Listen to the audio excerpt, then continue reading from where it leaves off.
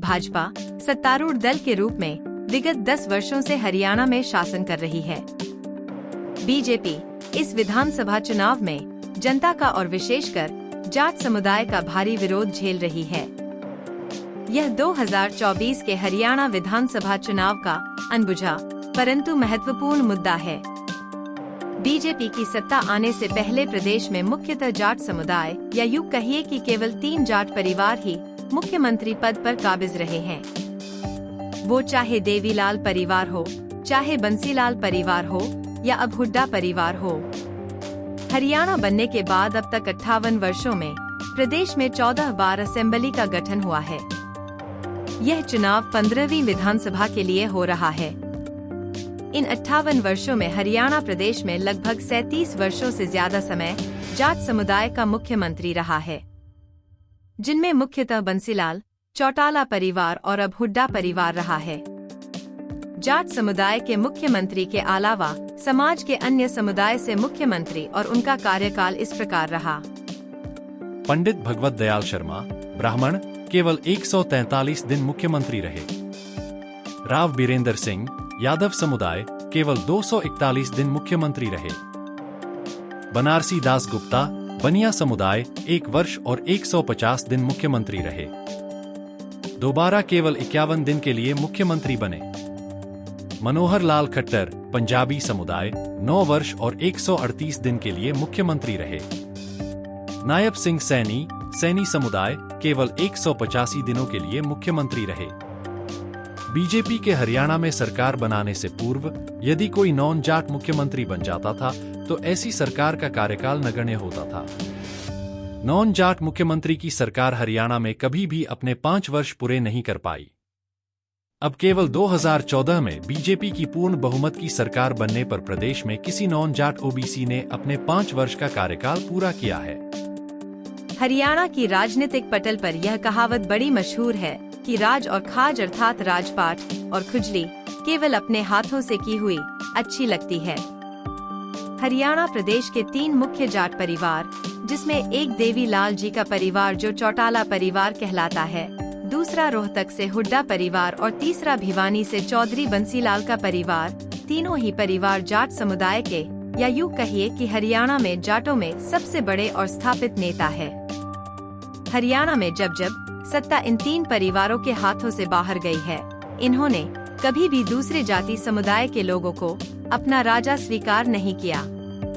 जैसे ही दूसरे जाति समुदाय के मुख्यमंत्री बनते या बनने की संभावना भी होती तो यूं समझिए कि उनके विरोध के स्वर इतनी तेज और उग्र हो जाते कि कुछ ही समय में सरकार को इस्तीफा देना पड़ता या गिरा दी जाती। हरियाणा के 58 वर्षों के इतिहास में जो प्रारंभिक काल है, इस कालखंड में कई बार सरकार को अल्पमत की वजह से या गठबंधन टूटने की वजह से इस्तीफा देकर सत्ता छोड़नी पड़ी है। यह सत्य है कि बीजेपी हरियाणा में नॉन जाट पॉलिटिक्स कर रही है। मोदी के नेतृत्व में भाजपा ने प्रदेश के सर्व समाज की उस सामान्य भावना को पकड़ लिया जो परिवारवाद के खिलाफ एक नॉन जाट मुख्यमंत्री देखने का इंतजार कर रहे थे। परंतु जाट आंदोलन के बाद इस आंदोलन के जनक और नेतृत्व करने वालों ने और राज्य में जाटों के प्रभुत्व की पैरवी करने वाले लोगों ने जाट आंदोलन को उकसाने का दोष बीजेपी की नॉन जाट पॉलिटिक्स पर मढ़ दिया। ऐसा नहीं है कि भारतीय जनता पार्टी की सरकार बिना जाट वोटों के बन गई हो। भारतीय जनता पार्टी को 2009 से पहले 10 से 12% जाट वोट मिलना बहुत बड़ी बात हो जाती थी, मगर 2014 और 2019 के विधानसभा चुनाव में यह मत प्रतिशत बढ़ा हुआ पाया गया, जिसकी वजह से भारतीय जनता पार्टी में हरियाणा के जाट लैंड में एक बार 13 और एक बार 14 विधानसभा सीटों पर जीत दर्ज की। 2019 के लोकसभा चुनाव और 2019 के ही विधानसभा चुनाव में हमने जाट लैंड में जाट मतदाताओं का वोटिंग पैटर्न अलग अलग पाया। 2024 तक आते आते जब प्रदेश की जनता के सामने और जाट समुदाय के सामने यह वस्तु स्थिति स्पष्ट होती चली गई कि अब प्रदेश में नॉन जाट मुख्यमंत्री है, और यदि सारे जाट समुदाय और जाट परिवार एक साथ नहीं आए तो भारतीय जनता पार्टी के शासन में जाट समुदाय को मुख्यमंत्री का पद और सत्ता दोबारा मिलने बहुत ही मुश्किल है। तब ऐसे में सभी जाट मतदाता धीरे धीरे वर्तमान में सूबे के एकमात्र जाट नेता पूर्व मुख्यमंत्री भूपेंद्र सिंह हुड्डा के नेतृत्व को स्वीकार करने लगे। चौधरी बंसीलाल का परिवार एवं चौधरी देवीलाल का परिवार आपस में अपनी अपनी विरासत की लड़ाई लड़ने में व्यस्त है। इसके परिणाम स्वरूप जाट लैंड की 37 विधानसभा सीटों पर जाट मतदाताओं ने एक तरफा 64% से अधिक वोट हुड्डा की कांग्रेस पार्टी के प्रत्याशियों को देने का काम किया। इस चुनाव में चौटाला परिवार का स्थायी जाट वोट बैंक भी सरक कर हुड्डा की तरफ आता दिखाई दिया। बेरोजगारी, महंगाई, किसान आंदोलन, एमएसपी की मांग और प्रदेश में कुशासन और भ्रष्टाचार के मुद्दे प्रायः हर चुनाव के चुनावी मुद्दे होते हैं। यही मुद्दे पूर्व के प्रत्येक चुनाव में ऐसे ही बने रहे और उठाए भी गए, परंतु सूबे के प्रमुख जाट नेतृत्व के पास या अन्य किसी और नेता या नेतृत्व के पास इन मुद्दों पर लगाम लगाने वाली कोई कारगर योजना कभी भी नहीं रही है। 2024 के विधानसभा चुनाव की वास्तविक जंग ये मुद्दे नहीं है, बल्कि सत्ता की चाबी को वापस अपने हाथों में लाने की कवायद भर है। आइए देखते हैं कि जाट नॉन जाट की पॉलिटिक्स की लड़ाई में और अन्य जातियों को साधने के लिए बीजेपी की सोशल इंजीनियरिंग और हुड्डा के जातीय समीकरण में से किसका पलड़ा भारी रहने वाला है।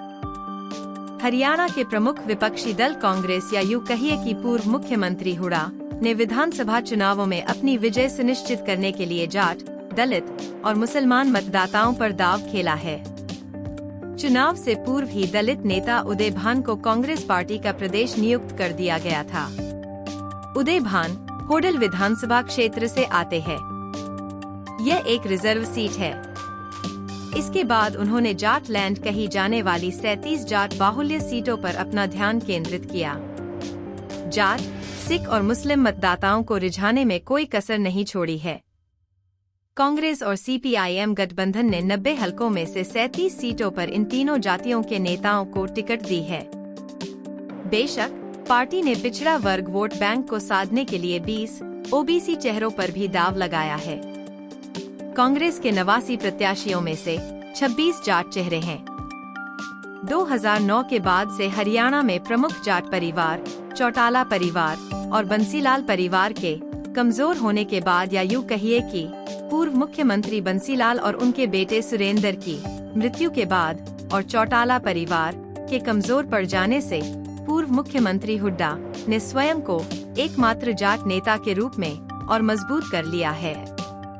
इसका असर 2024 के लोकसभा चुनाव में स्पष्ट रूप से देखा गया, जब हुड्डा के नेतृत्व वाली कांग्रेस को इन 37 सीटों पर 64% से अधिक जाट वोट मिला। जाट लैंड की 37 विधानसभा सीटों पर 22% से 28% तक जाट मतदाता रिकॉर्ड होने का अनुमान है। इन सीटों पर चौटाला परिवार की 2 धड़ों में बटी आईएनएलडी और जेजेपी के खाते में केवल 9% के करीब ही जाट वोट आता दिखाई दिया, जिसके इस विधानसभा चुनाव में और कम होने के कयास लगाए जा रहे हैं। हरियाणा में 90 विधानसभा सीटों में से 17 सीटें एससी समुदाय के लिए रिजर्व है। कुमारी शैलजा एससी समुदाय का प्रतिनिधित्व करने वाली एक सशक्त महिला राजनीतिज्ञ है। हरियाणा में जहां 22% से ज्यादा जाट वोटर होने का अनुमान है, तो एससी और दलित समुदाय भी 21% से ज्यादा भागीदारी रखता है। परंतु 90 में से केवल 17 सीटें दलित समुदाय के लिए रिजर्व हो जाने से यह संख्या उन्हें विधानसभा का नेतृत्व करने लायक नहीं बनने देती। इस बात का फायदा भी हुड्डा ने लेना सीख लिया है और वह कांग्रेस आलाकमान को अपने अतिरिक्त शैलजा या किसी अन्य को मुख्यमंत्री पद की दौड़ में खड़े नहीं होने देते हैं। इस विधानसभा चुनाव में बीजेपी की जाट और नॉन जाट की राजनीति के समक्ष अपने जाट समुदाय का विश्वास जीतने में अभी तक हुड्डा को कामयाबी मिलती नजर आ रही है। सिर्फ इतना ही नहीं, प्रदेश के जातीय समीकरणों को साधने के अलावा पूर्व सीएम हुड्डा ने 2019 30 से ज्यादा विधायक प्रत्याशियों की टिकट भी काट दी है, जिससे उन्हें और उनकी पार्टी को विरोध का भी सामना करना पड़ रहा है। 27 जाट नेताओं को टिकट देकर हुड्डा ने प्रदेश में अपने जाट मतदाताओं को सीधा संदेश दे दिया है। 20 ओबीसी नेताओं को टिकट देकर और 17 एससी नेताओं को टिकट देकर हुड्डा जाट के साथ साथ ओबीसी और दलित वोट बैंक को भी साधना चाहते हैं। पूर्व मुख्यमंत्री हुड्डा सिर्फ जाटलैंड की 37 सीटों के बलबूते मुख्यमंत्री नहीं बन सकते, इसलिए उन्हें दूसरी जातियों के वोट और सपोर्ट भी इकट्ठा करने होंगे। इस दिशा में काम करते हुए हुड्डा ने दलित वोट बैंक के साथ मुस्लिम वोट बैंक पर भरोसा जताया है। हरियाणा के दलित मतदाता में 60% से अधिक मतदाता संत रविदास को मानते हैं। इसके बाद बाकी 40% में वाल्मीकि और अन्य दलित आते हैं। रविदासी मतदाता सदैव कांग्रेस के पक्ष में मतदान करते आ रहे हैं। ये मुस्लिम मतदाता के साथ मिलकर हुड्डा और कांग्रेस का प्राकृतिक वोट बैंक बनाते हैं। आइए अब बीजेपी की सोशल इंजीनियरिंग का भी विश्लेषण कर लेते हैं। 2024 के हरियाणा विधानसभा चुनाव के लिए बीजेपी ने 19 ओबीसी प्रत्याशी, 17 एससी प्रत्याशी, 16 जाट प्रत्याशी, 12 पंजाबी समुदाय से प्रत्याशी और 11 ब्राह्मण प्रत्याशी चुनाव मैदान में उतारे हैं। इनके अतिरिक्त बीजेपी ने 5 सीटों पर वैश्य प्रत्याशी, 3 सीटों पर राजपूत उम्मीदवार और 2-2 सीटों पर रोड और बिश्नोई समुदाय के लोगों को टिकट दी है। बीजेपी ने अपनी सोशल इंजीनियरिंग का परिचय देते हुए 2 मुस्लिम और 1 सिख कैंडिडेट भी चुनाव मैदान में उतारा है। हुड्डा के 27 जाट उम्मीदवारों के सामने बीजेपी ने केवल 16 जाट प्रत्याशियों को टिकट देकर हरियाणा के सर्व समाज में अपना स्पष्ट संदेश भेज दिया है। इस प्रकार बीजेपी ने जाट समुदाय को यह जताने की कोशिश की है बीजेपी को जाट विरोधी पार्टी कहना गलत है, और साथ ही साथ समाज की अन्य समुदायों को यह संदेश भी दिया है कि बीजेपी की जाट वोट बैंक के प्रति हुड्डा जैसी आसक्ति नहीं है और वह किसी एक समुदाय और जाति विशेष की पार्टी न होकर सर्व समाज को साथ लेकर चलने वाली पार्टी है।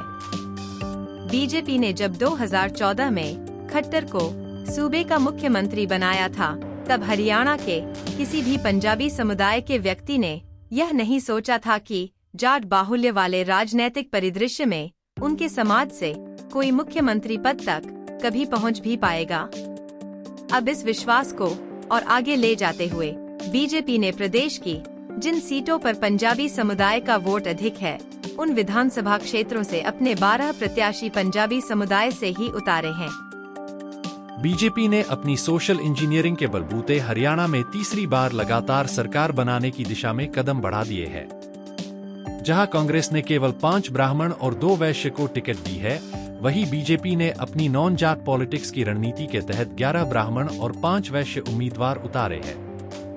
बीजेपी राजपूत समुदाय को भी सम्मान देने में पीछे नहीं रही और भाजपा ने इस विधानसभा चुनाव में 3 राजपूत प्रत्याशी उतारे हैं, वहीं कांग्रेस ने केवल 1 राजपूत उम्मीदवार को टिकट दी है। इस प्रकार जहां हुड्डा और कांग्रेस अपनी जीत का रथ जाट, दलित और मुस्लिम समुदाय के सहारे दौड़ा रहे हैं, वहीं बीजेपी सभी समुदायों को उचित प्रतिनिधित्व देने की कोशिश करती हुई नजर आ रही है। कांग्रेस और बीजेपी के हरियाणा में टिकट वितरण से कांग्रेस की जिसकी जितनी जाति उसको उतना हक के नारे की पोल खुलते हुए भी दिखाई दी। कांग्रेस ने 27 जाट उम्मीदवारों को टिकट देकर अन्य जातियों के हक की सीटों पर भी जाट उम्मीदवार ही उतारे। वहीं दूसरी तरफ बीजेपी ने लगभग सभी जातियों के जनसांख्यिक अनुपात के हिसाब से ही टिकट बांटने का प्रयास किया है। कई सिटिंग विधायकों की टिकट काट देने से और कई अभिलाषियों को टिकट न देने से बीजेपी के अंदर अंतर्विरोध बहुत ज्यादा दिखाई दिया। अब तक बीजेपी के 650 से ज्यादा नेता बागी हो चुके हैं। अन्यथा बीजेपी के सोशल इंजीनियरिंग के सामने कांग्रेस का जाट, दलित और मुसलमान का कार्ड इन चुनावों में विजय दिलाने की योग्यता नहीं रखता। जाट आरक्षण के आंदोलन के बाद से प्रदेश में जाट बनाम 35 बिरादरी का एक अंडरकरंट बह रहा है, जो कि लोकसभा चुनाव के परिणाम से और बढ़ भी सकता है। या ऐसा भी हो सकता है कि ओबीसी वोटर जाट वोटर के साथ मिलकर बीजेपी के खिलाफ हो गया हो, परंतु ये संभावना नगण्य ही दिखाई देती है।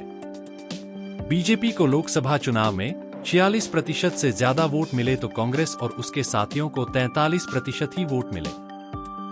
ये अंतर विधानसभा चुनाव में निर्णायक भूमिका निभाने वाला घटक है। कुछ भी कहिए, आगे आगे हरियाणा विधानसभा का चुनाव और भी रोमांचक परिणाम लाने वाला होता दिखाई दे रहा है।